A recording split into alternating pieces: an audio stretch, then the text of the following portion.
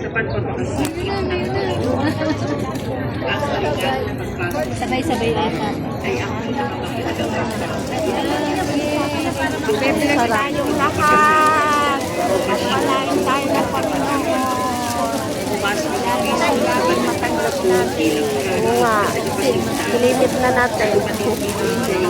Mga puso Na, wala sa natin hindi matuto sa akin. kamatayan Puntahan at pagpapalipuntahan sa kanyang kahinaan at pagkaamon. Ginawa ni Kristo ang tagumpay sa kanyang kamatayan. Siya'y nagwagi at nahayag sa Panginoon ng kamatayan at pag-espiritual at pagmamahal. Yan na may dadating sa atin. ikot ka na at bilad na kami.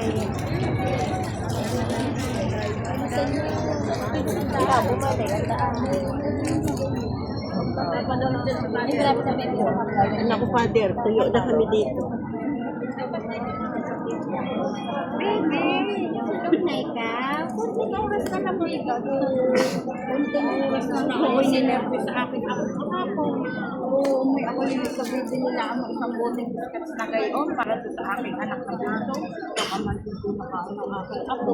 Para nilimang boteng pa ang nababawas. Ay inubuso isang boteng kayo. Sige, sinunod ang magkasama ng lasa. Magsitayo po ang lahat. Mangyari lamang po na huwag na tayong umalis sa ating upuan at humarap sa main door para sa pagpabasbas ng mga palas.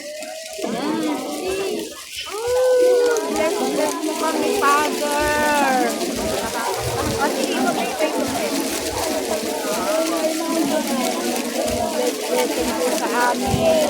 Ang pagkamakala at pagkakanaan ay matanggap namin. Simulan ang ating makahulugang pagdiriwang. Sabihin po natin ang ating mga sarili.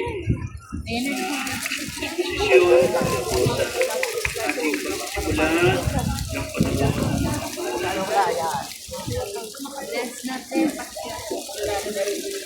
Sa ngalan ng Ama, ng Anak, at ng Espiritu Santo. Amen. Kumain ang Panginoon. Mga minamahal na kapatid, 5 linggo na tayong naghahanda ng sarili para sa pagdiriwang ng Pasko ng pagpapakasakit at pagkabuhay ng Panginoon. Pahingi ng konti. Sinikap nating unawahin, ito pa rin ang ating pananagutan sa Diyos, sa kapwa-tao. Alinsunod sa aral at Nararamdaman sa halimbawa katawan, ni Kristo. matanggal na. Kaysa ng buong simbahan, sinisimulan natin ngayon ang unang harap. Si Kristo ay matagumpay na pumasok sa kanyang lungsod. Ito pa rin ang kanyang gawain bilang Mesiya. Ang magpakasakit, mamatay at muling mabuhay para sa ating kaligtasan. Thank nating sariwain sa alaala ang kanyang pag-aalay ng sarili para sa kapwa at sundan natin siya ng may buhay ng pananampalataya. Kaysa niya sa pagkurusa sa krus, tayo nawa ay makahati niya sa kanyang pananaig sa kamatayan at sa kanyang bagong buhay. Dadako po tayo ngayon sa pagbabasbas ng mga palaspas.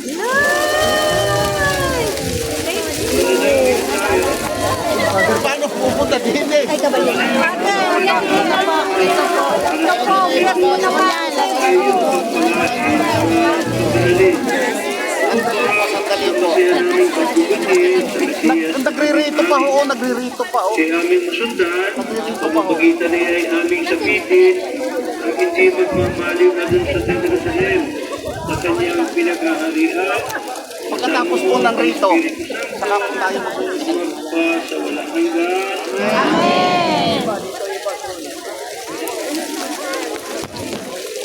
Oh, yan! Oh!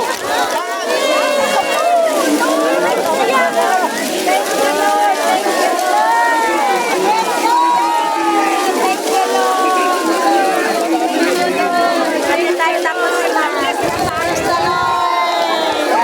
Ligon-ligon na tayo.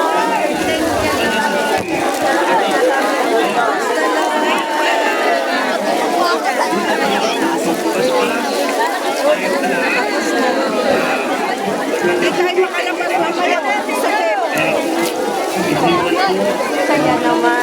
hindi, medyo malagpas. Ang tunay po ang Kristo sa pinili natin umalis na pinigit na ito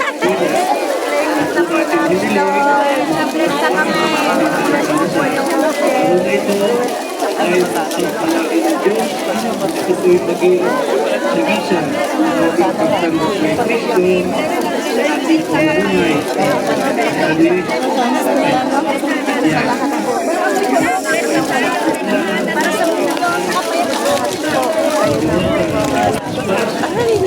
Hindi na nakikita. Tunay po kabasbasan natin sa ating pinahayag.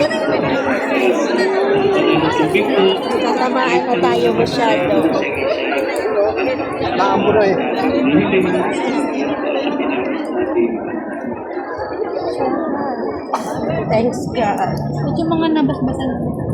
Lapit kayo doon at nandoon. Nasaan? Doon banda, naikot. Naikot naman eh.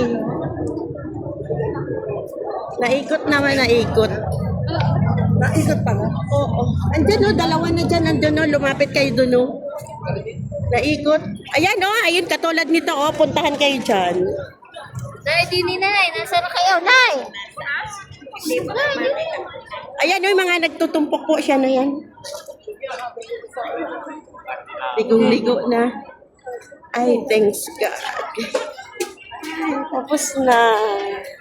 Tapos na. Wala na tayo bibili sa palengke.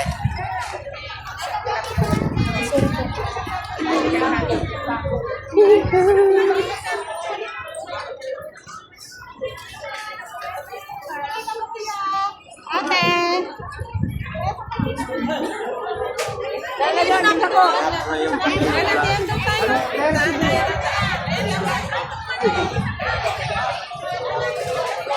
Nay, bilis!